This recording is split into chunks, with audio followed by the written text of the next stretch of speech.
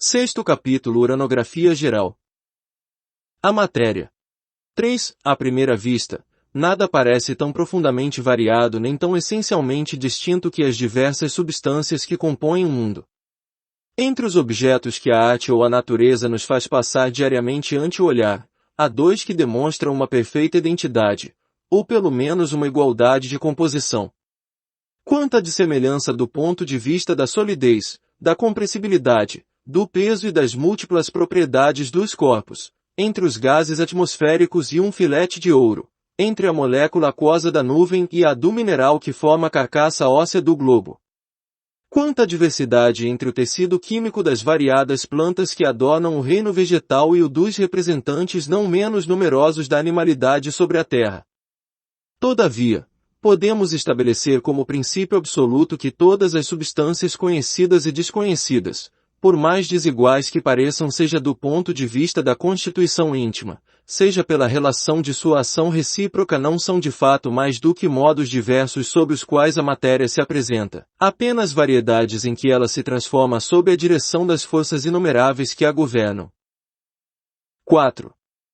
A química, cujo progresso tem sido tão rápido depois da minha época, com a qual seus próprios adeptos ainda a relegavam para o domínio secreto da magia, essa nova ciência que se pode considerar precisamente como filha do século da observação e unicamente baseada no método experimental, de maneira bem mais sólida do que suas irmãs mais velhas, a química, fez um belo jogo dos 4 elementos primitivo que os antigos concordaram em reconhecer na natureza. Ela mostrou que o elemento terrestre não é mais do que a combinação de diversas substâncias variadas ao infinito, que o ar e a água são igualmente decomponíveis, que pode ser decomposto, e produto de certo número de equivalentes de gás, que o fogo, longe de ser também um elemento principal, nada mais é do que um estado da matéria resultante do movimento universal a que está se acha submetida e de uma combustão sensível ou latente.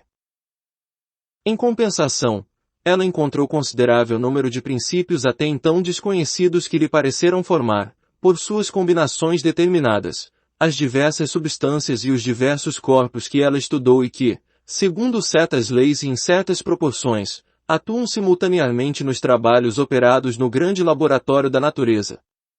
A esses princípios ela denominou corpos simples, indicando de tal modo que os considera como primitivos e indivisíveis, e que até hoje nenhuma operação pode reduzi-los a frações relativamente mais simples do que eles próprios.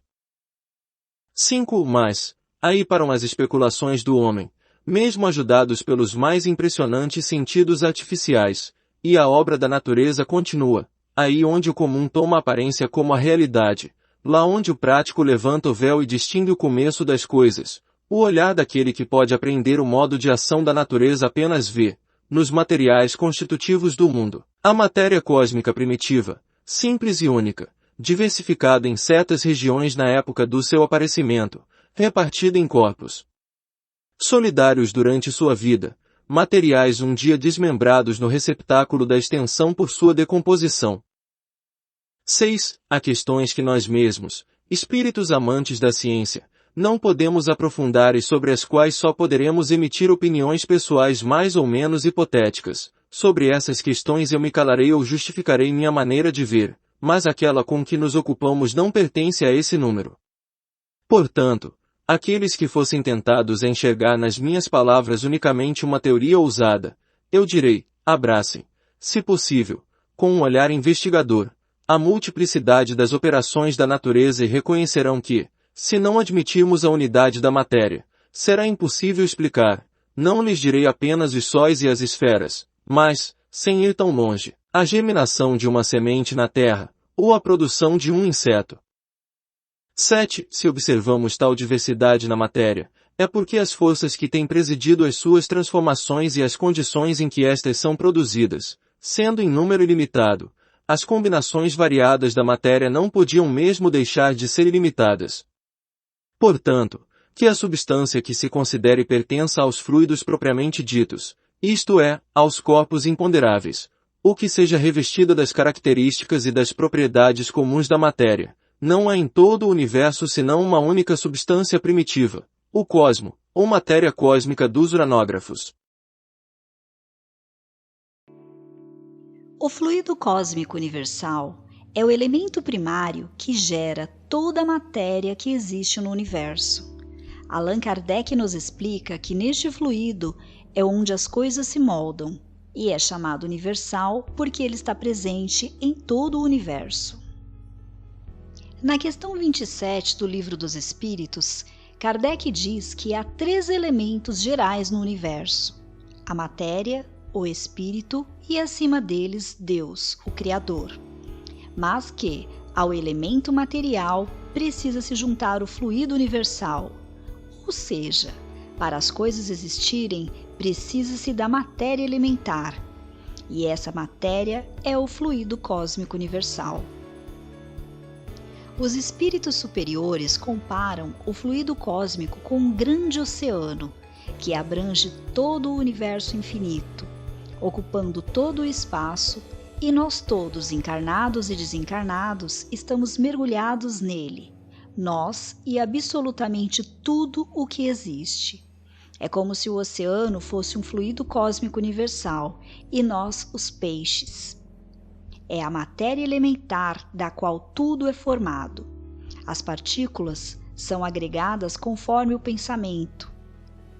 O planeta Terra, por exemplo, é formado do fluido cósmico universal adaptado ao pensamento dos espíritos que aqui existem.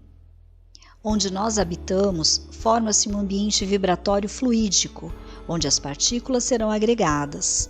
O nosso corpo físico também é derivado do fluido cósmico, assim como os animais e tudo o que há na natureza. E também todas as coisas materiais que existem são moldadas pelo fluido cósmico universal através do pensamento. O pensamento transita pelo fluido cósmico universal. Por isso que acontece de pensarmos em alguém e logo na sequência encontrarmos a pessoa ou recebermos uma ligação ou uma mensagem. Foi porque ela sentiu o nosso pensamento ligado a ela. O fluido cósmico universal é o veículo do pensamento. André Luiz diz que o fluido cósmico universal é o plasma divino, o hálito de Deus. Ao pensarmos, nós estamos manipulando esses fluidos. Por isso que devemos ter muito cuidado com o que pensamos, pois ao emitirmos pensamentos ruins, eles com certeza chegarão a quem é destinado, mas passando primeiramente por nós, gerando mal-estar e até doenças. Do mesmo modo que pensamentos bons nos trazem leveza, bem-estar e alegria. Toda a matéria que nós vemos aqui é o fluido cósmico universal modificado, materializado. Quem sabia manipular muito bem esses fluidos era o nosso Mestre Jesus, que ao pensamento acrescentado de uma grande fé, produziu os milagres que nós conhecemos. Tudo o que existe é criado primeiro no campo das ideias. A partir daí, somado à fé, os fluidos são manipulados para que se torne material. A humanidade está evoluindo cada vez mais. No futuro, usaremos apenas a mente. Este é o caminho da iluminação. Chegaremos a um ponto que basta querer e pensar e as coisas acontecerão. Albert Einstein, na teoria da relatividade geral, comprovou que energia é matéria. A ciência já vem estudando e vários autores também já descreveram o fluido cósmico universal, que alguns chamam de éter cósmico, substância amorfa, matriz divina ou até vácuo quântico. No livro A Ciência para Ficar Rico, Wallace de Wattos descreve: existe uma substância amorfa da qual todas as coisas são feitas e que, em seu estado original, permeia, penetra e preenche todos os interespaços do universo. Com tudo isso, nós vamos percebendo que o universo é muito mais amplo do que nós podemos conceber e que nós temos ainda pouquíssimo conhecimento sobre tudo o que existe. O universo é a expressão do pensamento de Deus. O nosso mundo é o pensamento materializado do homem. Tudo o que existe tem que ser pensado primeiro. O que existe é a materialização do pensamento do homem. No capítulo 19 do Evangelho segundo o Espiritismo, Kardec nos explica que o poder da fé recebe uma ação magnética, que age sobre o fluido cósmico universal, lhe modificando as qualidades. E apenas com a vontade dirigida para o bem, podem se operar fenômenos de cura que antes eram considerados como prodígios, mas que são a consequência de uma lei natural. O pensamento possui uma química, e com essa química mental podemos curar ou até adoecer a nós e aos outros. Por isso a importância de vigiarmos. Devemos nos observar e cuidar do que estamos alimentando nossa mente, pois com nossos pensamentos e sentimentos estamos construindo o tempo todo, agindo sobre o que nós somos. A qualidade dos nossos pensamentos age primeiro em nós mesmos, depois no ambiente em que nós estamos e modificando-lhe a energia, exercendo uma influência positiva ou negativa. Muitas vezes, situações complicadas que nos envolvemos derivam apenas dos pensamentos e sentimentos que estamos emanando. E a cada um cabe refletir sobre essa luz divina que existe em nós, nos modificando para o bem, exercitando o amor, entendendo que realmente estamos todos juntos e o que fazemos ao outro estamos fazendo a nós mesmos.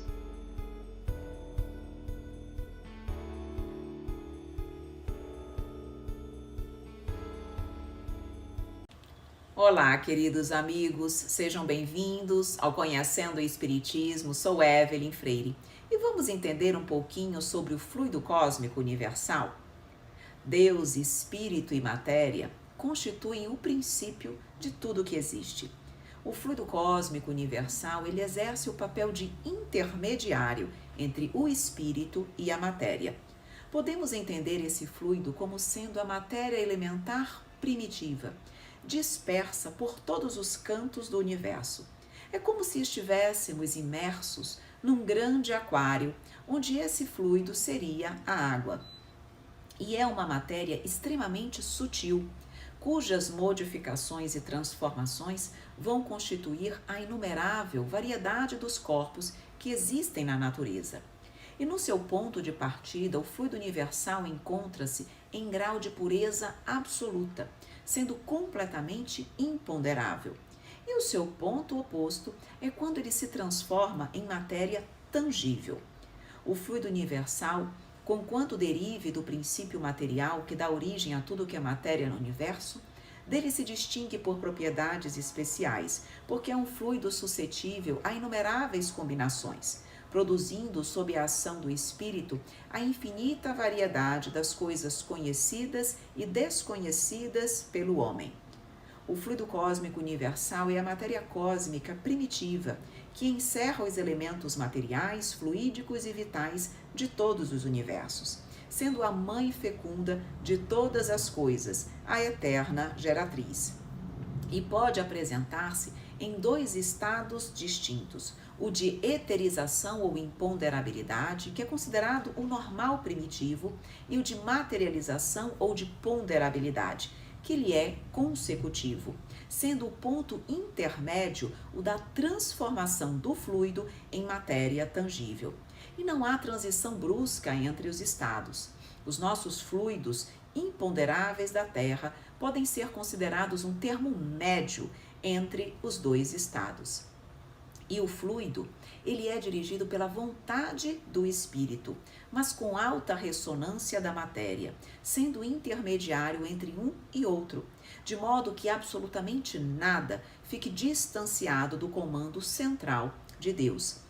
E esse fluido cósmico universal, ao sair das sutilezas peculiares da sua fonte, ele inicia um processo de transformação, obedecendo a regras e formando ambientes, e nós não conseguimos determinar os seus caminhos por serem indescritíveis. No estado de eterização, o fluido cósmico ele não é uniforme. Sem deixar de ser etéreo, ele sofre infinitas modificações, formando fluidos distintos que, embora decorram do mesmo princípio, são dotados de propriedades especiais e dão lugar a fenômenos peculiares ao mundo invisível. Esses fluidos têm para os espíritos uma aparência tão material quanto a dos objetos tangíveis para os encarnados, e são para eles o que as substâncias do mundo terrestre são para nós. Portanto, pela força do pensamento e da vontade, os espíritos o elaboram e combinam para produzirem determinados efeitos e objetos, assim como fazem os homens com os seus materiais, ainda que por métodos diversos. Um grande abraço e até a próxima!